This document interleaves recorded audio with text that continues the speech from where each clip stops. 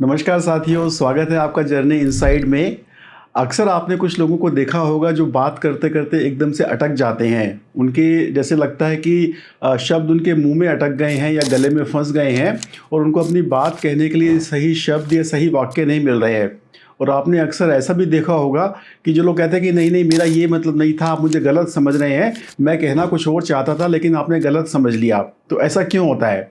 अभी रिसेंटली एक और केस हुआ। मेरी एक स्टूडेंट हैं सूरत गुजरात से, बहुत अच्छे स्टूडेंट हैं, बहुत मेहनत से उन्होंने न्यूमरोलॉजी पढ़ी और जितने भी मेरे क्वेश्चन आंसर सपोर्ट सेशन होते थे उन्होंने सारे सपोर्ट सेशन अटेंड किए और बड़े इन डेप्थ इंसाइटफुल क्वेश्चंस उन्होंने मुझसे पूछे और बहुत अच्छे से उन्होंने सब कंसेप्ट से मास्टरी करके अपना न्यूमरोलॉजी कंसल्टेंसी करियर भी शुरू कर दिया। तो अभी पिछले सपोर्ट सेशन में वो आई और कही कि सर मुझे कुछ प्रॉब्लम आ रही है, मुझे सारे कुछ आता है, मैं एनालिसिस भी क्लाइंट्स का अच्छे से कर लेती हूँ लेकिन मैं उनको ठीक से बता नहीं पाती हूँ, मैं बोल नहीं पाती हूँ। मैंने कहा ऐसा क्यों? आप तो बढ़िया से बोल रही हैं, ठीक से बात कर रही हैं, भले आपको हिंदी ठीक से ना आती हो लेकिन इंग्लिश ठीक से ना आती हो, लेकिन आपको अपनी गुजराती तो ठीक से आती है, आप गुजराती में बात कीजिए। बोले नहीं सर, मैं गुजराती में भी बात करती हूँ तो मैं अटक जाती हूँ। अब चूंकि वो मेरी स्टूडेंट है, मेरे को उनकी प्रॉब्लम पता थी। मैंने कहा देखो, ऐसा नहीं है कि आपको कंसेप्ट्स क्लियर नहीं है या आपको एनालिसिस करना नहीं आता है, आपकी समस्या ये है कि आपको सही बात कहने के लिए सही शब्द या सही वाक्य नहीं मिलते हैं या सही एक्सप्रेशन नहीं मिलता है। तो बोली हाँ सर, बिल्कुल यही प्रॉब्लम है मेरी, और हो सकता है आप में से भी बहुत सारे लोगों की यही प्रॉब्लम हो।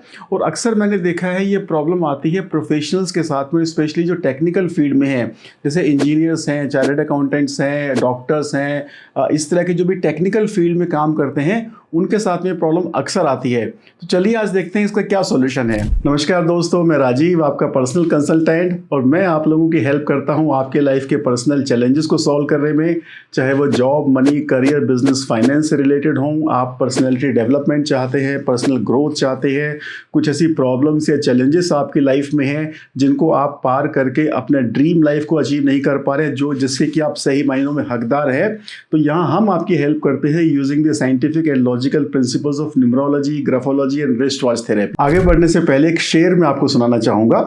यहाँ कुतुब खाना लफ्ज़ आया है। कुतुब खाना का मतलब होता है पुस्तकालय या लाइब्रेरी। तो शेर कुछ इस तरह से है, हमें दुनिया से क्या मतलब, कुतुब खाना वतन अपना, मरेंगे हम किताबों पर, वरक होगा कफन अपना। और इंग्लिश में भी एक कहावत है कि those who cannot read, those who don't read are no better than who cannot read, कि जो लोग किताबें पढ़ते नहीं हैं वो उन लोगों से किसी भी मामले में बेहतर नहीं है जो किताबें पढ़ नहीं सकते हैं। संस्कृत में भी एक श्लोक आता है, येषाम न विद्या न तपो न दानम न ज्ञानम न शीलम न गुणो न धर्म ते मृत्यु लोके भुवि भारभूतः मनुष्य रूपेण मृगाश्च चरन्ति। तो यहाँ भी वो सबसे पहले यही बोल रहे हैं, येषाम न विद्या, जिन लोगों में विद्या नहीं है। अब यहाँ विद्या से मतलब स्कूली या कॉलेज की पढ़ाई से नहीं है, यहाँ विद्या से मतलब इल्म से है, ज्ञान से है, कि आपने अपने जीवन में कितना समझदारी, कितना विजडम अर्जित किया है। इस बात का यहाँ क्या मतलब है?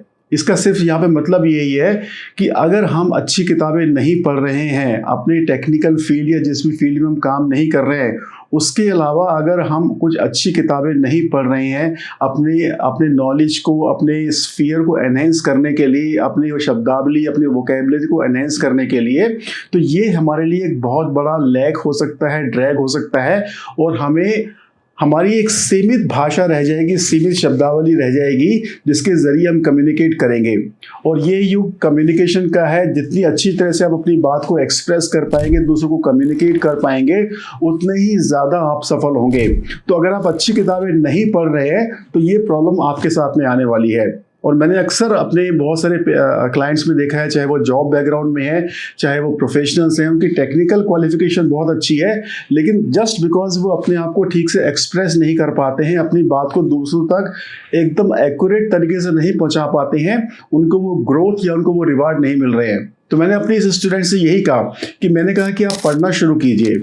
आप ज़रूरी नहीं है कि हिंदी पढ़े या इंग्लिश पढ़े, वैसे इंग्लिश पढ़ना एक एडेड एडवांटेज हो सकता है आज की तारीख में, लेकिन आप गुजराती की पुस्तकें पढ़ें, अच्छा साहित्य पढ़ें और जो भी शब्द उसमें आपको अच्छा लगे, जो भी वाक्य उसको आप अच्छा लगे, उसको आप नोट कर लें और देखें कि किस बात को किस तरीके से कहा गया है। अच्छे तरीके से अगर आप अपनी बात को कहेंगे तो लोगों पे आप पे विशेष प्रभाव पड़ेगा और ये एक बहुत बड़ा एडवांटेज आपके लिए हो सकता है। तो फ्रेंड्स, मैं अपने क्लाइंट्स और अपने स्टूडेंट्स को हमेशा एनकरेज करता हूं कि आप दिन के 10 मिनट 15 मिनट कोई अच्छी किताबें ज़रूर पढ़िए।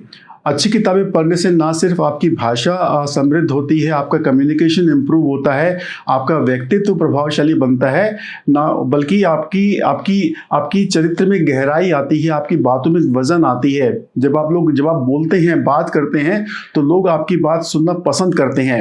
अच्छा, आजकल बहुत सारी ऑडियो बुक्स भी आ रही हैं।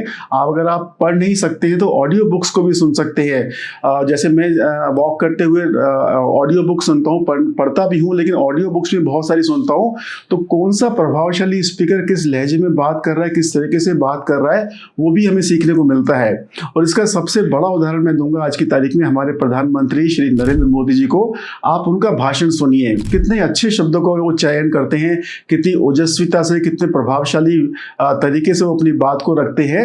यही एक बात है जो उनको बाकी नेताओं से या बाकी लीडर से अलग बनाती है और इसी एक अपने प्रभावशाली वक्तव्य की वजह से, भाषण करने की वजह से आज वो दुनिया में इतने पॉपुलर हैं और इतना अच्छा काम कर पा रहे हैं। तो फ्रेंड्स, आप बताइए कमेंट में नीचे कि आप इस बारे में क्या सोचते हैं।